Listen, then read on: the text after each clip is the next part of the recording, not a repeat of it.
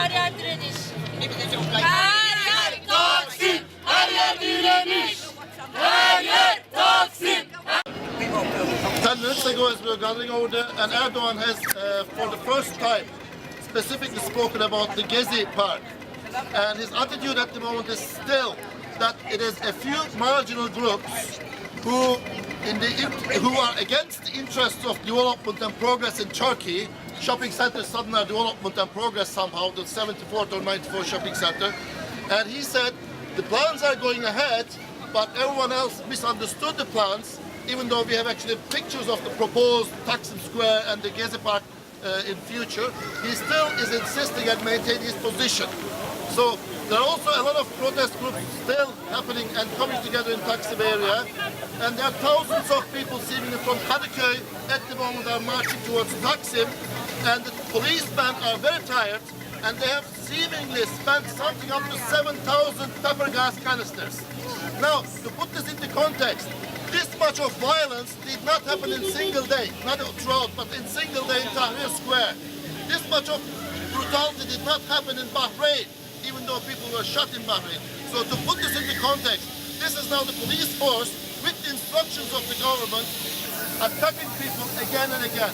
But they're tired, and people are still pissed off, and there are a few final words, a few brief words. This protest, I don't believe in Turkey, is just about a few trees, and a few trees are very important, especially a place like Taksim. But it's not just about a few trees.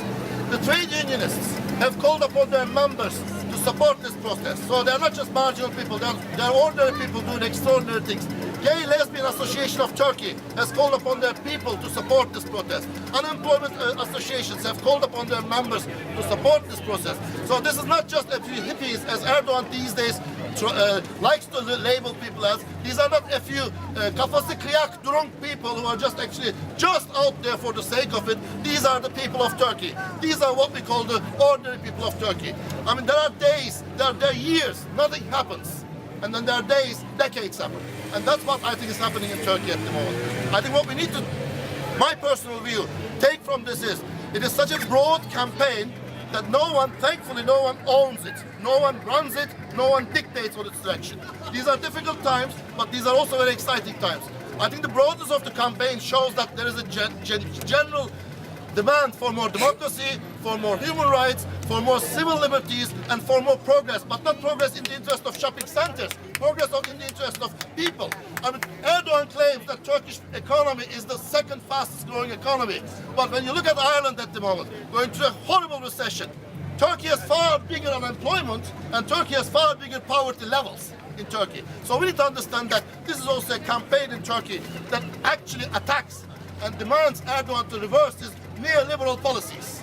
The liberal policies that actually makes rich more rich and poor, at least in the best case, stays as they are, or they become more poor. He attacked the alcohol ban. He attacked the woman for abortion rights. He attacked the emek sineması. He seems to be now the guy sitting at an executive position, going into every single local or national issue and making statements, and decides to use the state machine to oppress people. So I think this protest is against oppression. It's nothing to do with sort of being against Muslims. It's nothing to do with being against Kurds. Interesting enough, the Kurds, BDP, have called upon their supporters to support this protest. And they said, don't mind the Turkish flags, don't mind the nationalists, don't mind what difficulties we have to fight against this oppression. So I think in Dublin, like in London last night, like in Paris as we speak, we have to support this oppression, but support it in the interest of peace, solidarity, friendship, and a much better life for the Turkish people who long deserve this. Yes.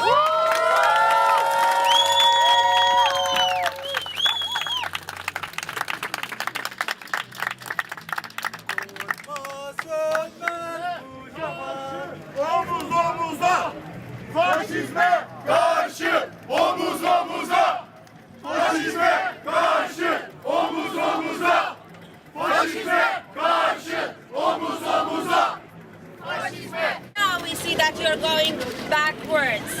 I want you to keep fighting for freedom, keep fighting for democracy. I come from Bahrain. I cannot stand in the streets of Bahrain and say what I'm saying because I'll go in jail for 6 months. I'm a doctor, I'm a medical professional, and I saw my people in Bahrain being oppressed. I stood up, I treated them only, I didn't say anything, just for treating people who happen to be protesters. I went to jail, I was arrested, and there I was subjected to torture. The torture in my country is systematic. There is oppression, there is police brutality.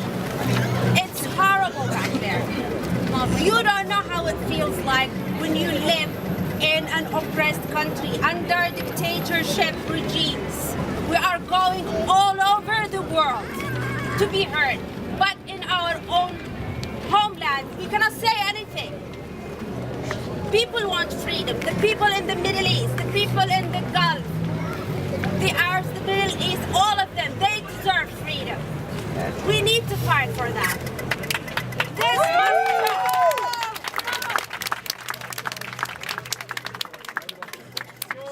I'm very happy that the Turks are here, but we need to show solidarity with each other.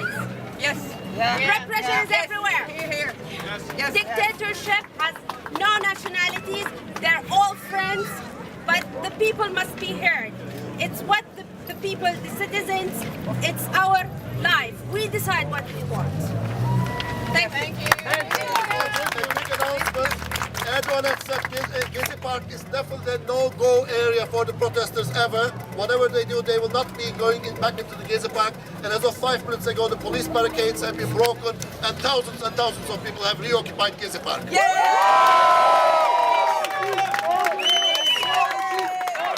Fantastic movement in Istanbul.